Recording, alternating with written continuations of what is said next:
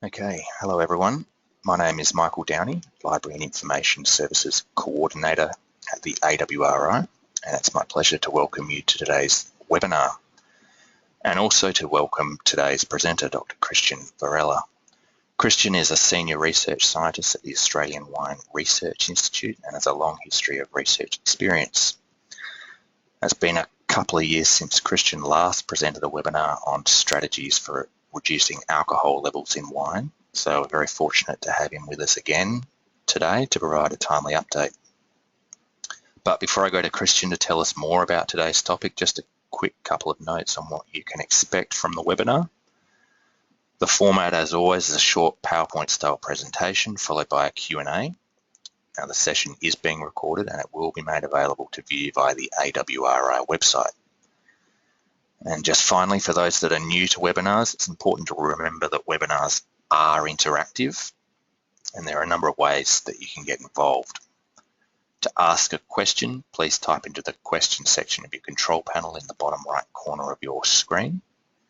For those with access to a microphone, there's also the option of speaking directly with our presenter by clicking the raise hand button.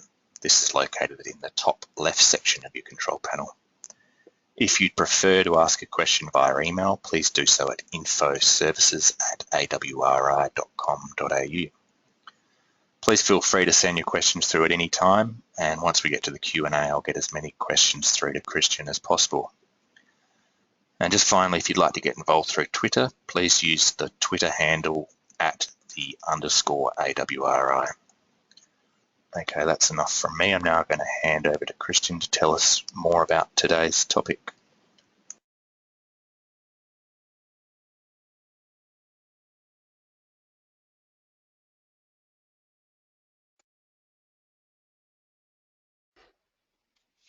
Hello, everyone. Well, thanks, Michael, for the introduction. It's been a bit of a time since I gave the last seminar. For this webinar, my idea was to give you guys an update specifically on the yeast work that we have done towards developing strains that produce wine with reduced alcohol concentration. So I'll start with a brief introduction of the topic itself and then go straight into what are our strategies to develop this novel wine yeast. So alcohol, not only in Australia, but all over the world, has been increasing in the last couple of decades. This data is from the AWRI commercial services, so it's analytical data of all the wines that have been analyzed by us over this period of time. And as you can see, there is a bit of an increase to an average of 14.2% for red wine. The peak was around 2004, and it's been slightly leveling or decreasing slightly up to date. So as you can see by the circle up there, the average is not a huge issue, but there are a lot of wines, lots that have concentrations close to 17 or 18%. So why has ethanol concentration have been increasing?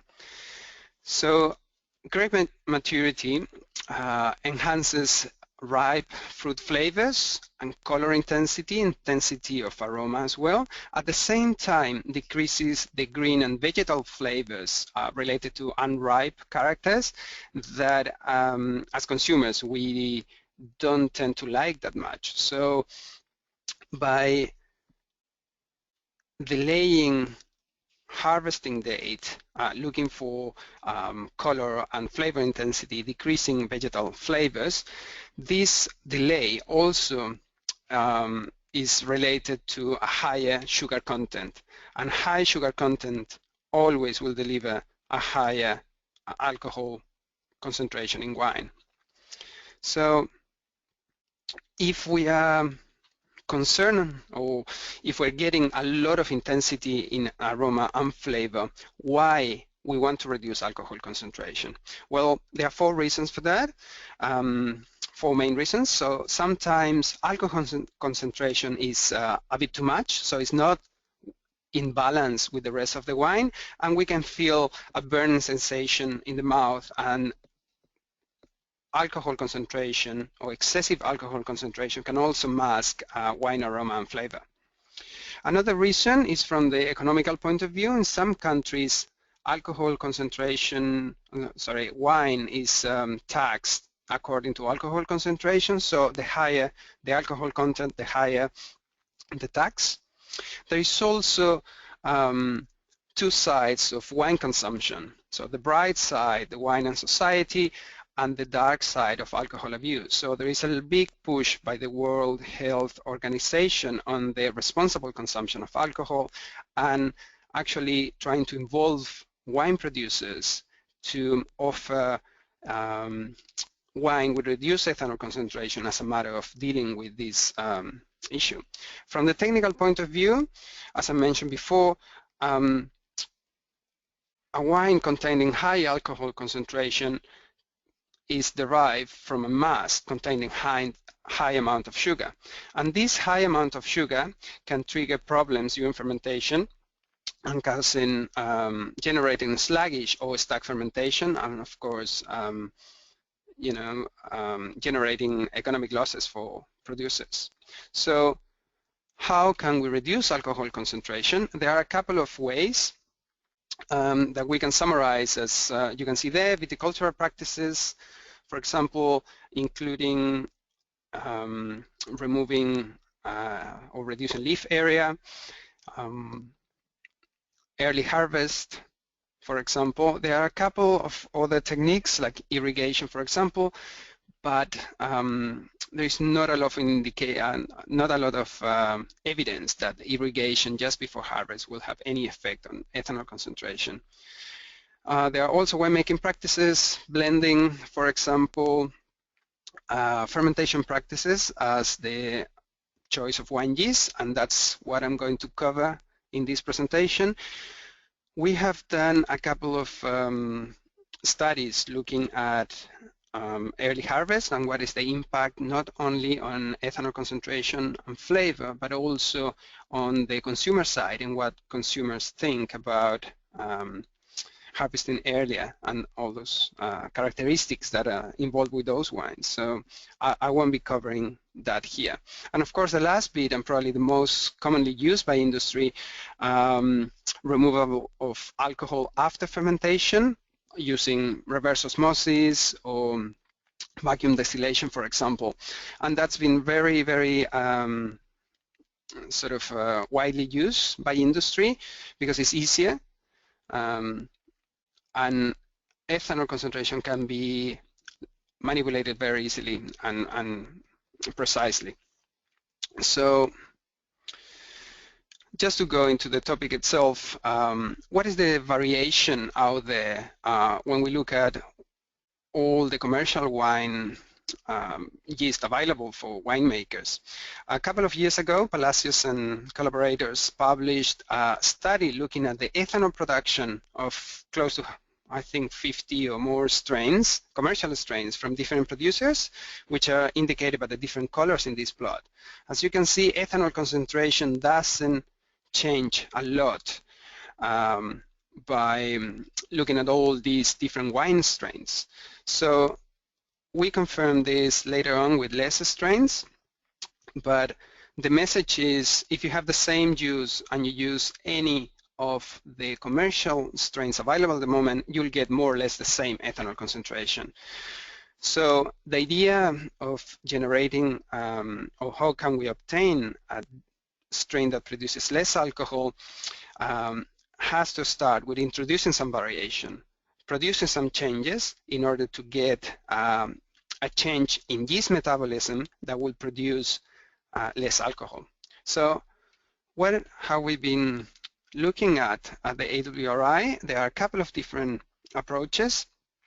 One of them has been looking at working with Saccharomyces cerevisiae, the main microorganism responsible for wine fermentation, and producing a genetically modified strain that produces less alcohol. Another way, a non-GM way, is actually take that cerevisiae strain and evolve that strain under certain conditions, trying to pursue or push the strain to produce less alcohol. So I'll mention those two strategies in a couple of slides. Another different approach is actually look at non-Saccharomyces or wild yeast and probably, of course, characterize them and domesticate them in order to find wild yeast or non-Saccharomyces strains that produce less alcohol during fermentation. So how do we go about changing yeast metabolism? And this is sort of focused for engineering, but or GM approaches, but also applies for non-GM approaches. So this is a really brief figure to show you the fate of sugar during fermentation. So as you know, sugar, glucose and fructose is transformed by yeast inside the cell into different products. The main product is of course ethanol, but there's also glycerol, acetate, and all those other volatile compounds. The thickness of the arrows indicate how much of that carbon present in the sugar ends up at the different products. There is a lot of carbon going into ethanol, a little bit less into glycerol, and even less into acetate. So if we want to reduce the amount of carbon that goes into ethanol without leaving any residual sugar, we have to find a suitable candidate, a suitable product where that carbon can end up. For example, and what we have done for our genetic engineering approaches is actually channeling that carbon into glycerol. Glycerol is sort of neutral in terms of aroma. In terms of flavor, it can have impart a sweetness character to the wine of above certain concentrations. As you can see clearly, and you can imagine, if we have any of that extra carbon going into acetate, that will produce some maybe nice vinegar, but not a very nice wine. So we have to be careful on how we channel that carbon that is not going to ethanol anymore. Something else that is related specifically to wine, wild yeast, and probably non-Saccharomyces is the variation on yeast metabolism on these strains is huge. And some strains can not only produce more glycerol, they can produce more succinic acid, for example, and move that carbon going to ethanol to something else. But there is also another kind of metabolism that can actually burn some of the carbon coming into the sugar, into CO2, and reducing the amount of ethanol. That has been done as a GM strategy, and there are a couple of strains there that are able to burn off sugar and produce very, very low amounts of ethanol. Of course, there are other issues with those strains, as I'm going to mention in a minute. But keep that idea of variation of yeast metabolism as a way of getting ethanol levels down. So what we have done, as I mentioned before, is reroute yeast metabolism to overproduce glycerol. And I'll show you at the moment our best low ethanol strain, GM low ethanol strain. So for example, if we take red and white grapes and we produce wine with a wild type or parental strain that is not modified, we've got that concentration of ethanol, glycerol, and acetic acid. Engineering these strains, changing their metabolism to overproduce glycerol, we got one mutant strain that produced, I think, 2.5% less ethanol. Of course, as you can see there, glycerol concentration has been increased, acetic acid remains the same. We actually went one step forward and increased even more the production of glycerol in a second mutant, which dropped ethanol concentration by 3.5%. In this case, acetic acid also increased a little bit. So as I mentioned to you before, we have to be careful where the carbon ends up going. So even though we had a very good redirection of carbon, we had some issues on the sensory level because some of the carbon that didn't go to ethanol ended up going to a different product, and I'll show you that in a second. So for example, if we look at our parental strain, wild type in Chardonnay, it produced those very fruity characters. Unfortunately, when we look at one of the mutants, the one that produced 2.5% less alcohol than the control, we had oxidation, really sherry-like characters, so paint thinner, really nasty characters to have in a wine. And it was even worse for the second mutant that decreased ethanol concentrations even more. So there was something related with the decrease in ethanol and the presence of these really nasty characters. So we went and we dug a little bit deeper and trying to identify what compounds were responsible for these nasty characters and how to solve the issue. So very briefly, I'll show you what happens. So sugar goes into the cell, gets converted mainly into alcohol, and there is acetic acid as well. And an intermediate that you all know is acetaldehyde, for example, and is of course over the sensory threshold. You can smell as a bruised apple, as an oxidative character. Acetaldehyde can also be converted into acetoin, that is related to butter sensory character, and this acetoin, this compound, can be converted into a diol that is sensory neutral. So what we found actually, thanks to GC sniffing, was a new compound that was made from an excess of acetaldehyde, which reacted with this butanediol to form dioxylane.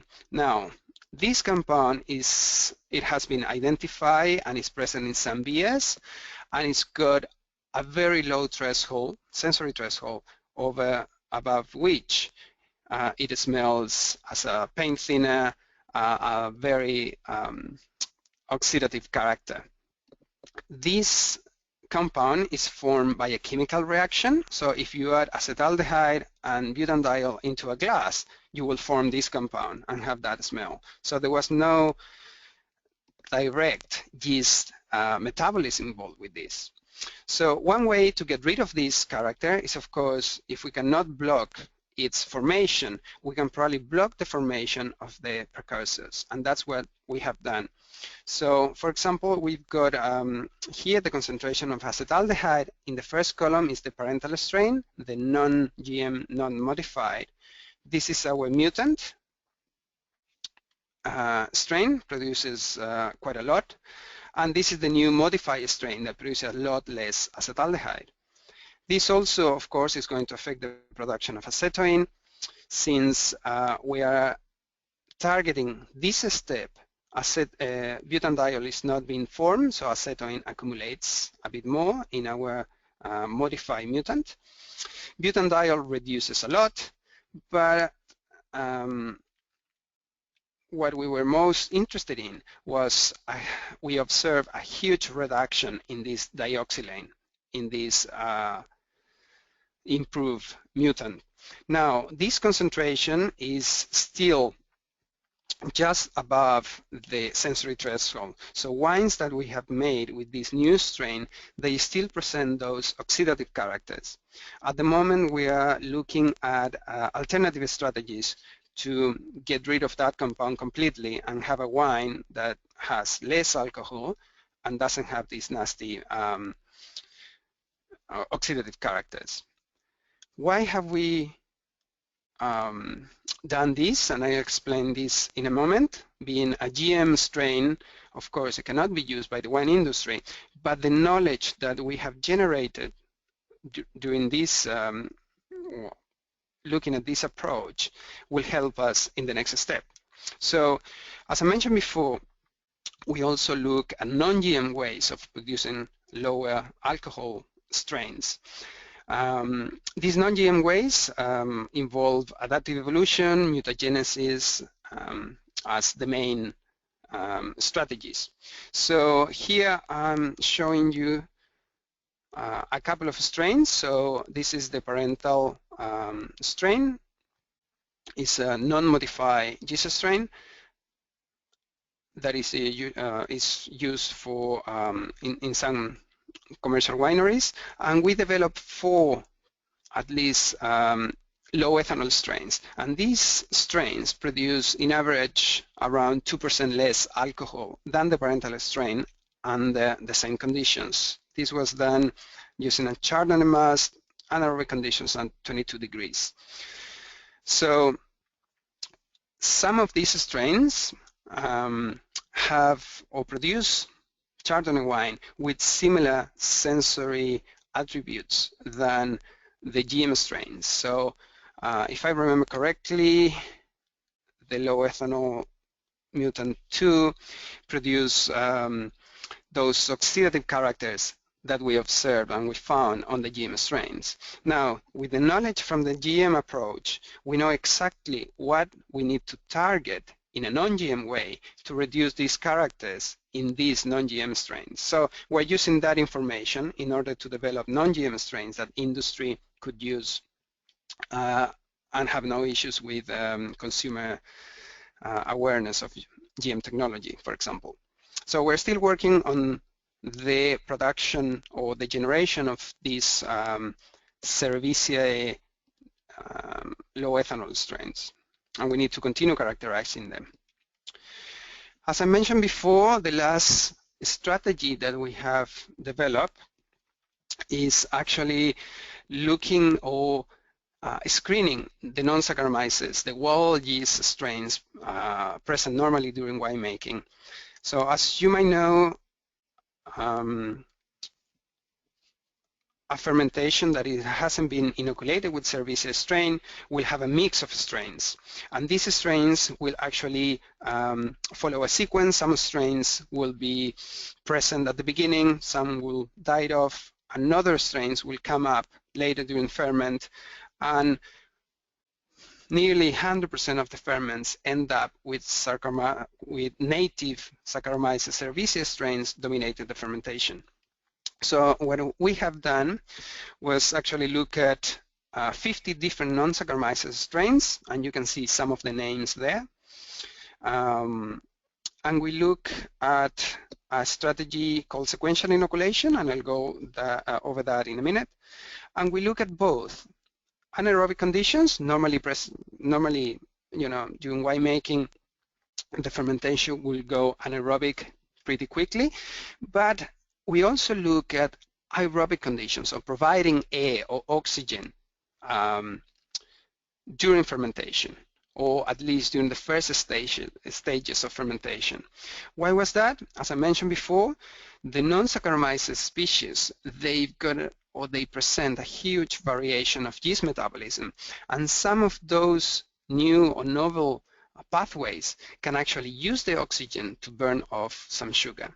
So I'll go through and mention what our findings have been so far applying this strategy. So back to sequential inoculation. What is this? Let's imagine that we've got a set amount of sugar in a grape mass, a grape juice. Saccharomyces cerevisiae will transform all that sugar into set amount of alcohol. If we have a non-Saccharomyces strain, which is not very effective or not very efficient at transforming sugar into alcohol, we have some of that sugar transform into alcohol, some sugar will remain.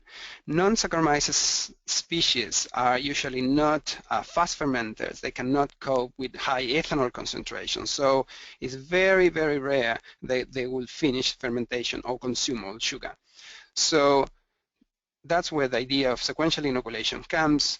That residual sugar left by the non-Saccharomyces yeast will be used by a Cerevisiae strain inoculated later on, and then will hopefully produce less alcohol concentration than using a Cerevisiae strain alone. So using this strategy, we look at those 50 different strains. We look at them first and the lab conditions, looking at how they behave in lab media. We had a short list of strains that looked very interesting, so we moved into more wine-like conditions up to finding one strain that we tested in both Chardonnay and Shiraz. So this is the result of our best non-Saccharomyces strain found during this screening. So as you can see, in Chardonnay, sorry, I didn't mention the name of the strain. It's a Metschnikowia pulcherrima strain. And using this strategy of sequential inoculation in Chardonnay, we found that this strain was able to produce wine with 1% less alcohol than Saccharomyces cerevisiae alone.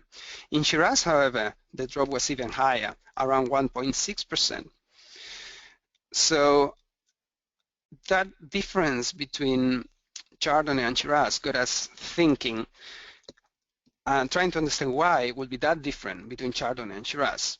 The only difference between these two ferments was actually that Chardonnay was done in sterile conditions, so this was filtered juice, and Shiraz was not sterile. So we looked a little bit deeper into the proportion of the different yeast populations during this non-sterile Shiraz fermentation. So we use a technique called, or a technique that is enable us to identify all the yeast species during this fermentation, and we found some really interesting results. So here we can see this is the grape mast inoculated with our strain, pulcherrima, and you can see the different colors, the different columns first indicate the different times where we took samples, and the different colors indicate the different species that we were able to identify. So the start of the fermentation, we inoculated with our strain, Metschnikowia pulcherrima, and that makes up nearly 100% of the total yeast population present at that point. As you can see, by day 3 and day 6, other strains are able to grow, and by day 10, our strain, pulcherrima, is completely out of the picture. And what was really interesting was actually, you can see that green color. This fermentation was not dominated by Cerevisiae, there in orange, but by Saccharomyces euvarum, another Saccharomyces strain, and a non-conventional yeast. So if we look, for example, at the control ferment inoculated only with Saccharomyces cerevisiae, Cerevisiae dominated the fermentation completely. So we had orange bar all throughout the ferment. So the fact that we found this euvarum strain dominating at the later stages made us to look into a non-inoculated control, so a wild ferment. So that is what is represented here. So even though we have some pulcherrima strains, not our strain, but native pulcherrima strains at the beginning of the fermentation, the vast majority of, or the highest proportion, belongs to Saccharomyces euvarum. And this only increases over fermentation, and there is only the latest stages where Saccharomyces cerevisiae is able to grow. So there was something regarding this Saccharomyces euvarum population that made us or could explain that extra decrease in ethanol concentration in these wines. So we identify and we isolated this Saccharomyces euvarum strain, and we ran ferments with it to characterize what was the ethanol yield of this strain. So this is what I showed you before. So we've got, this was done now in sterile Shiraz to avoid any issues with endogenous yeast populations. This is the ethanol concentration by Saccharomyces cerevisiae alone. This is a combination of the Metschnikowia pulcherrima strain and Cerevisiae. This is also a sequential inoculation with the new strain, Saccharomyces euvarum and Saccharomyces cerevisiae. As you can see, both strains or both combinations are able to decrease ethanol concentration by around 1% in this Shiraz. What was really interesting and really encouraging was when we combined both strains, both non-Cerevisiae strains, and we actually obtain a wine with 1.8% lower ethanol concentration. So there is actually a collaboration, if we can call it that way, between both strains to decrease ethanol concentration even further. So, which is really, really interesting. The next step for us was, okay, we have a combination of strains that produce alcohol, but what happens from the sensory perspective? Or let's look at the volatile composition, and is there any nasty compounds being produced or anything nice produced by this combination? So in those ferments, we look at the potential impact on flavor, looking at some compounds, and I'm going to show you just a couple of them. So an excessive production of ethyl acetate actually is related to very nasty sensory characters like nail polish or solvent-like characters. So as you can see, this is the production of that compound, ethyl acetate, by using the Saccharomyces cerevisiae alone as inoculant. The second column shows the Metschnikowia pulcherrima strain produces a lot of ethyl acetate, and we could smell the nail polish solvent characters in those wines. Saccharomyces euvarum, on the other hand, doesn't produce that high concentration of ethyl acetate. And interesting, when we combine both strains, we get a little bit of increase, but not an excessive amount of ethyl acetate. And these wines didn't smell like nail polish remover at all. On the flip side, we've got the production of two compounds. They are normally associated with very nice or look after sensory characters. For example, honey, and rose or flowery aromas. So 2-phenyl ethanol and 2-phenyl acetate. Both compounds are produced at higher concentrations in the ferments inoculated with Saccharomyces euvarum or the combination Metschnikowia pulcherrima and euvarum. So by looking at the chemical composition, we have an idea of what will be the impact on the sensory of these two strains combined. So we've got an increase in the production of very nice sensory attributes and not a huge increase in the production of nasty compounds from the sensory point of view. So of course this has been done at laboratory scale, and the next step is see if this holds together at larger scale. So we started at the beginning of this year during this vintage, and we were looking at evaluating these two strains in white and red, running larger scale trials. So I'll show you just one figure regarding those results. So these are medium scale trials run using Merlot. The Merlot has been treated with DMDC that intends to kill native yeast populations before inoculation to give our strains a better chance at dominating the fermentation. And these are 30-liter ferments. As you can see, I'm showing in this figure ethanol concentration. The first column is the Saccharomyces cerevisiae alone. Then we've got the Metschnikowia pulcherrima, euvarum, then a combination of both, and a control, an inoculator control, so wild ferment, and also treated with DMDC. So DMDC was intended to kill off the native yeast, but I think was not 100% effective.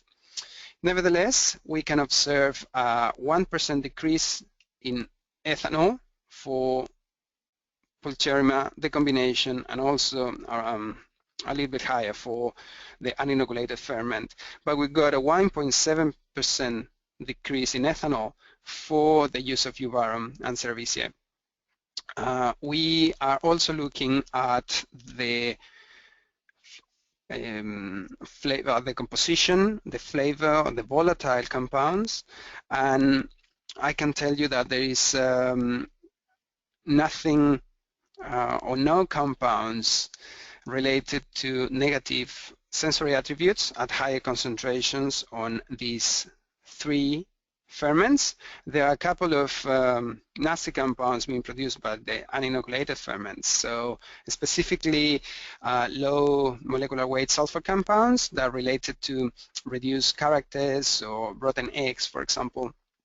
So from the compositional flavor compositional point of view, these ferments are looking good, and we are planning to run sensory analysis with this wine. So hopefully in a couple of months we will be able to give you another update on the sensory of these reduced alcohol wines, and that's what we're up to at the moment.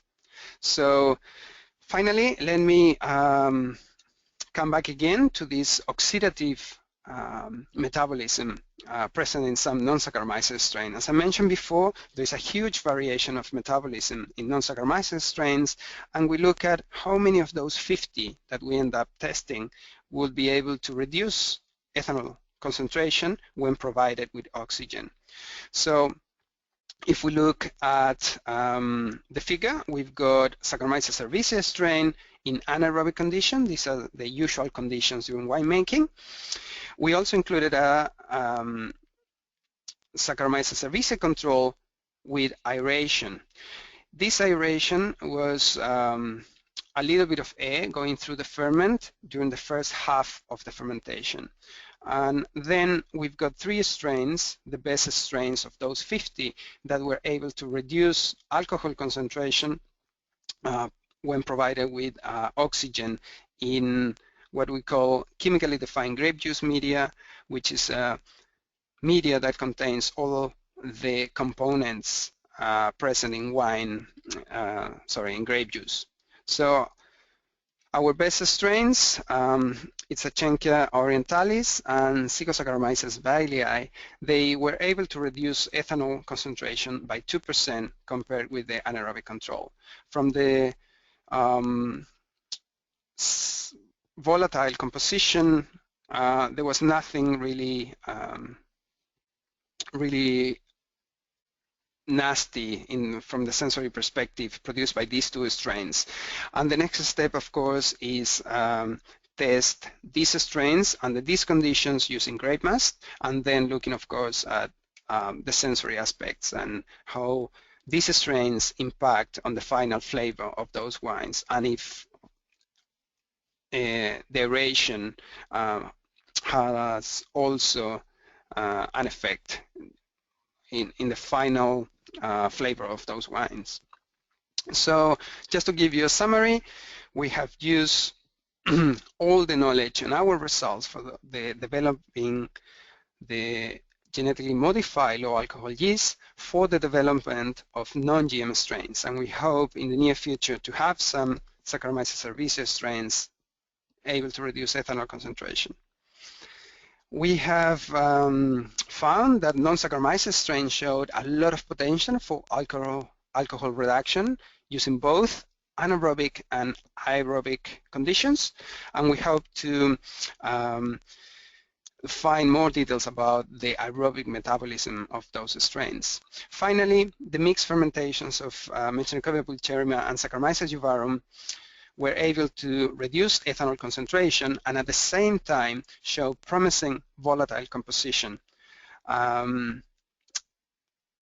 Also, these mixed fermentations were also to deliver at least lower alcohol concentrations and an okay or acceptable volatile composition at large scale trials. So the only thing to test now with those mixed ferments is the sensory, the final sensory component. Finally, I would like to acknowledge the team AWRI, also the Australian Grape and Wine Authority, and Bioplatforms Australia for supporting all our work. Thank you. So if there is any question, I will be happy to answer. Thanks. Thank you for that, Cristian. And as Cristian just indicated, yes, we will roll through to a Q&A from here. So start sending your questions in now. Just a reminder, if you would like to type your question in, please do so at the bottom section of your control panel. If you prefer to use your microphone and speak directly with Cristian, please click the raise hand button and I'll unmute you.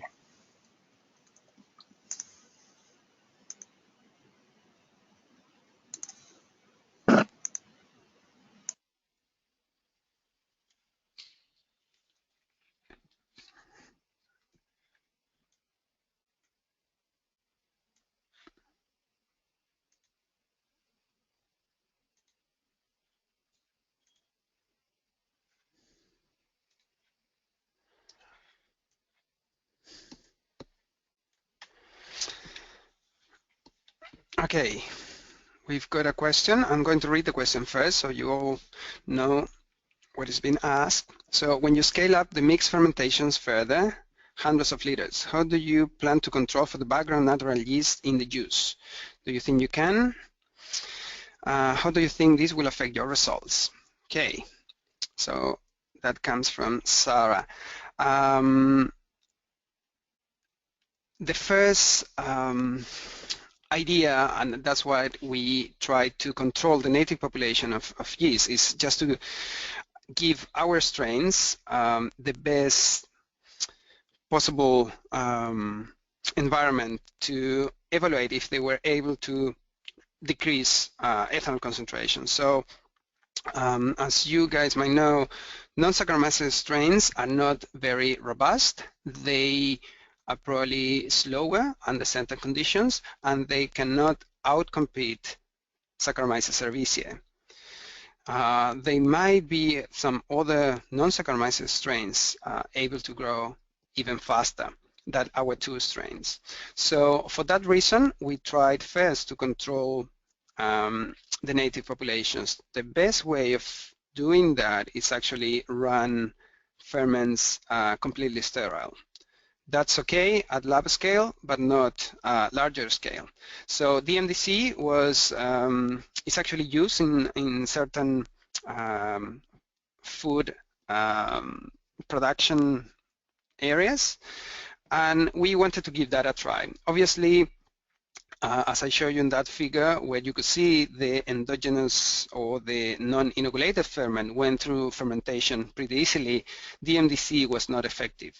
So our strains were perfectly able to deal with the native populations and deliver wine with lower alcohol concentration.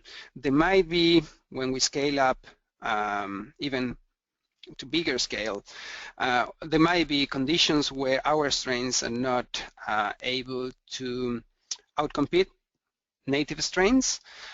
In that case, and that's what we need to continue looking particularly at how these strains behave, we can actually try and use non-GM approaches like adaptive evolution to make these strains tougher, stronger, and faster at the beginning of the fermentation so they can take over.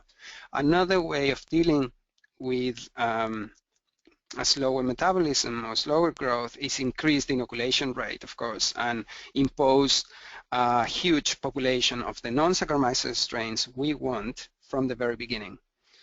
So there is a lot to do.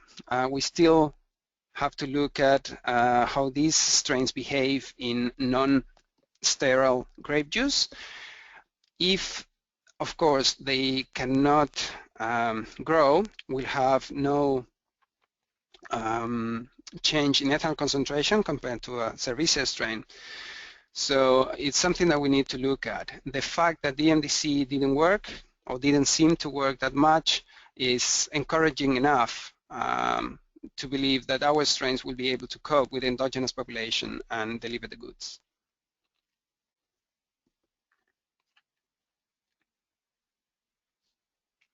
So we got another question. Saccharomyces cerevisiae evolve under certain conditions. What conditions will be used?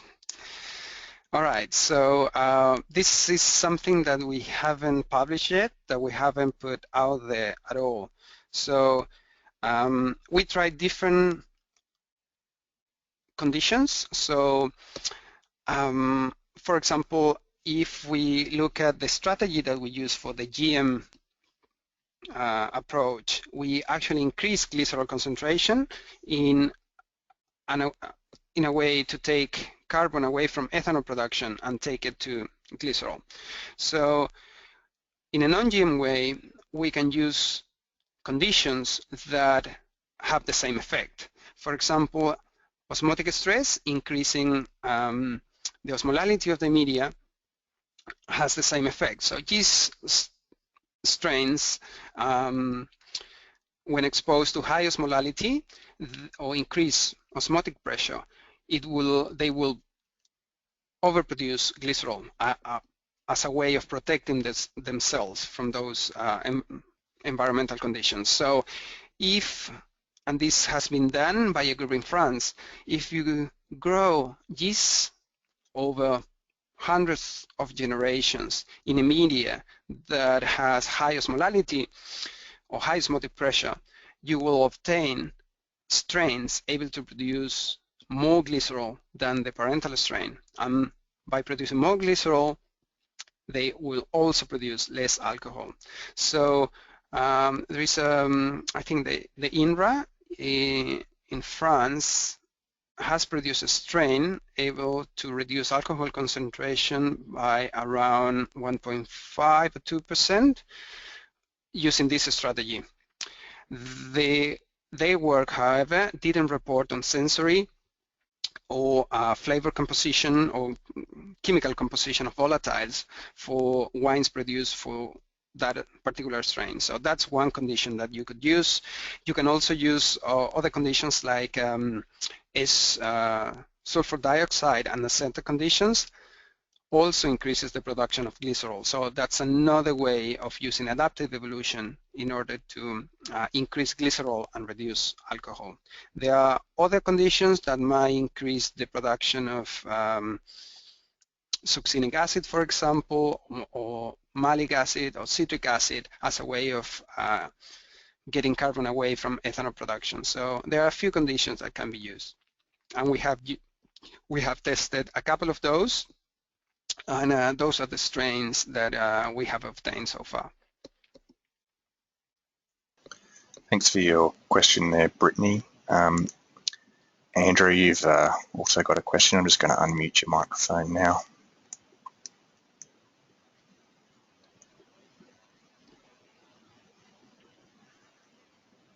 Andrew, looks like you've got your microphone muted on your end. If you did want to have a chat with Cristian, you'll have to click to unmute it. Otherwise, type your question in.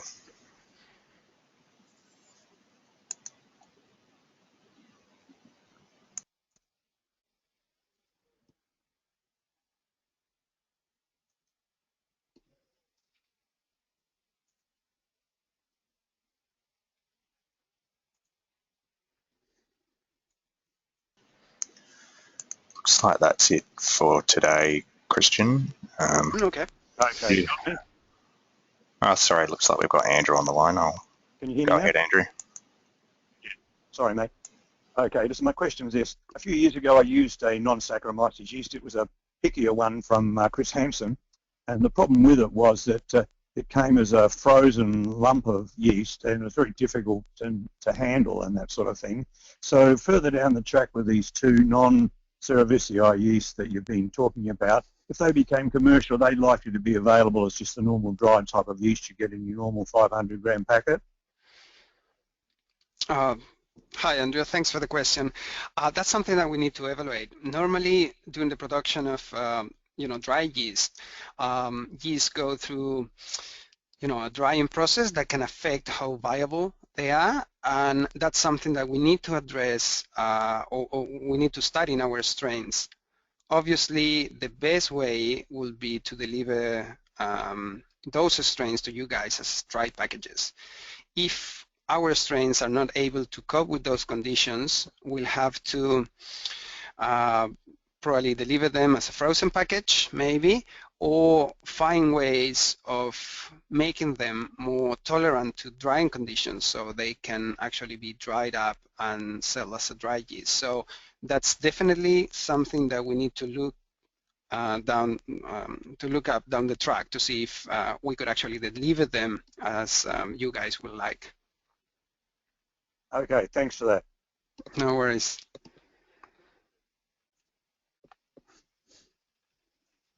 Okay, thanks for your question there, Andrew. That looks like it's it for today. Cristian, did you want to make any final comments before we wrap up? I guess my final comment will be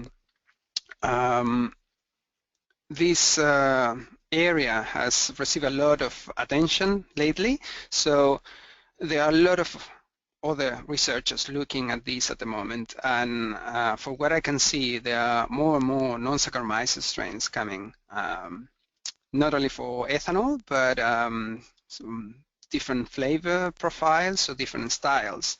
So I think we'll have to deal with that drying packaging, as Andrew mentioned, quite a bit, or at least some other researchers, so between all of us, we'll have to start looking at how all those really interesting non-Saccharomyces strains can be delivered in an easy way for winemakers.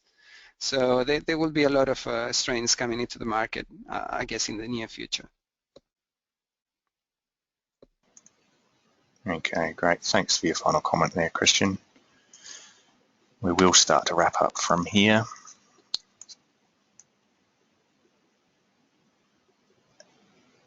Firstly, big thank you to Cristian for coming in and presenting today. And thank you also to everyone who's attended and took part in today's session. For attendees, you'll receive a follow-up email with a link to this recording. That email will also contain a link to a survey. Should you need to follow up on anything from today, please feel free to contact the AWRI directly. If need be, we can put you in contact with Cristian. The next AWRI webinar is in a fortnight and will be presented by AWRI's Senior Viticulturist, Marty Longbottom. The topic is Entwine Australia, Environmental Performance of Australian Vineyards and Wineries. If you haven't already registered for this webinar and would like to do so, please visit the AWRI website. Once again, thank you to everyone who joined in today, and please do check out the AWRI's webinar program to register for future sessions.